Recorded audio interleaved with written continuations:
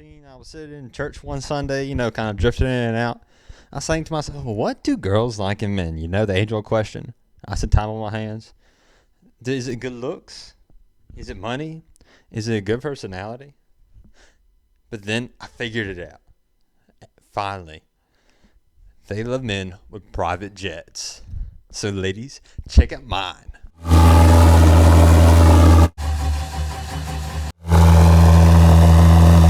Whoa, I know what you're thinking. Let's back it up a little bit. How did I get my hands on a Superfly chick magnet private jet engine? Well, it's actually kind of an interesting story. So here's my first attempt at my Superfly fine chick magnet jet. And this here is a scaled down Argus AS014. Same that was used on the Flying Bomb. I was trying to make the reed valve out of a piece of a Mountain Dew can and some square tubing. So no need to say it was not going to work. At least not like that. So I pivoted. See, they got these valveless pulse jet engines too. And I thought, why not I just turn my valved engine into a valveless one? Pretty smart, I know. So I took my Argus I made and I welded on an extension to it. Made it out of some square tubing and a little bit of sheet metal. And then I took it outside and I pumped some gasoline into it, hoping for the thing to pulse. So I realized I was going nowhere. And so I said to myself, I need some professional help. And who's more professional than Colin Furze? I mean, he always wears a tie. So I watched Colin Furze's pulse jet video, and he said he uses Bruce Simpson's 55-pound pulse jet plans. So I'm like, let me go get those. Well, the actual plans called for roughly a 3.5 foot long pulse jet. And I figured that was too big to carry around because I want to take my chick magnet everywhere I go. So I had this idea. Well, I'll just scale down everything by some amount. And the amount I chose was 35%. All dimensions scaled down by 35%. It'd be cheaper. I could carry it around. And since it was my first jet, I could get everything working right on it. And then maybe I can make a bigger one so I can attract more chicks. So once I was done building, I took it outside and attached it to the propane tank. And as you can see, it's not pulsing. It's only gurgling. That ain't going to attract no chicks. I mean, if I was a chick, I wouldn't like it if some dude had a private jet that didn't work. So you know what? I had to go back to the drawing board and make some changes. But first, I whooped out my calibrated brick and I got me a piece of spare pipe and I shoved it down the exhaust in the hope to make the exhaust longer and get the thing magically working. It didn't work. One issue was the propane nozzle that I had in the jet. The holes were much too large for the diameter of the tube that they were on, meaning that the velocity of the propane coming in was much lower than it needed to be for good mixing, hurting my chances of my jet running. But I didn't know that at the time. So I went back to adding extensions to the exhaust. This time I welded on an extension to the exhaust so there wouldn't be any leaking like there would be whenever you just had the pipe shoved down the exhaust with the brick sitting on top. But that didn't work. So what I did was I made an extension for the inlet because that would solve the problem, of course. But that didn't work. So I whacked off both extensions and I tried it all over again. But that didn't work either. At this point, it had already been a few months since that fateful Sunday whenever I thought of my chick magnet jet idea, and I still didn't have much to show for all my troubles. So I decided to double down. I was going to make a full-size jet and figure out what in the world I was doing wrong. Well, here it is in all its glory, at least before it got welded. You can see there's a difference between it and Bruce Simpson's plans, and there's no curve in the exhaust.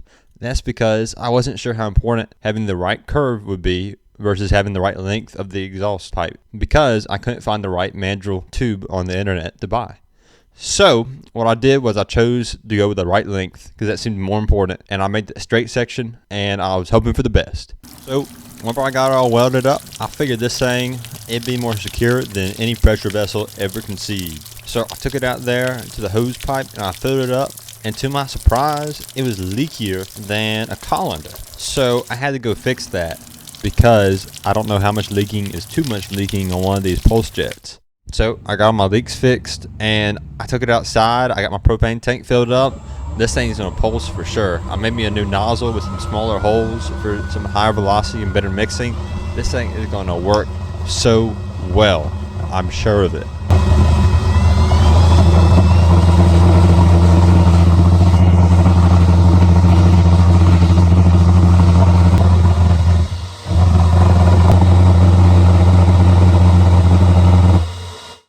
It didn't work. But don't worry, I wasn't worried. I knew exactly what the issue was. The issue was that the curve in the exhaust wasn't curvy enough, and I knew how to fix that.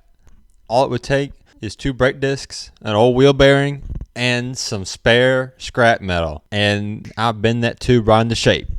I'd say it worked pretty well, if it even worked at all. My plan was to bend my 3-inch diameter stainless steel tube with the 16 gauge walls right around those 2 brake discs, using a 10-foot long piece of black iron pipe as a cheater bar. All I managed to do was to kink my good stainless steel pipe, and I put a big bend in my 10-foot long piece of black iron pipe. So I was there with a big kink in my pipe, and what did I do? Well, I wasn't deterred. So what I did was I went back to basics, and I sawed a few triangle sections out of my pipe, and I just bent it over itself and made a kerf out of my pipe, and then welded it back together, and that made a pretty good bend. I had everything I wanted and more. I had a jet that kind of resembled the plans. It was going to work, it was going to run, it was going to be great. I was happier than a tornado in a trailer park, so to say. Now, I was sure it was going to run this time. I mean, it resembled the plans more than it had ever done before. So, I mean, what could go wrong?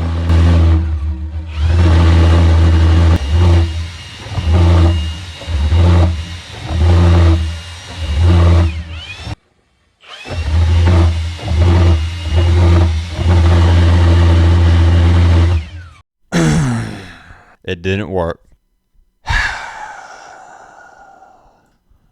Well, I really didn't know what to do at this point.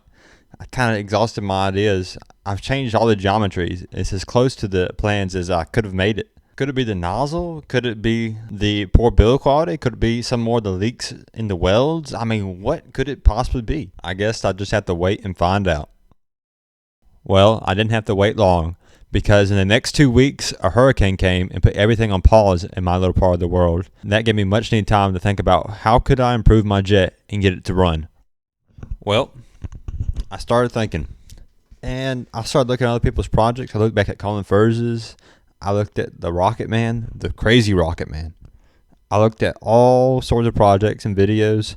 And what I noticed is that all of their propane nozzles seem to be going in a little bit further back on their jet than I had mine, right behind the combustion chamber inlet cone, or at least that's what I call it. What if I move mine to right there, instead of at the back of the inlet to just a bit further back on the jet to right there? I wonder what difference that would make. Well, apparently, all the difference in the world.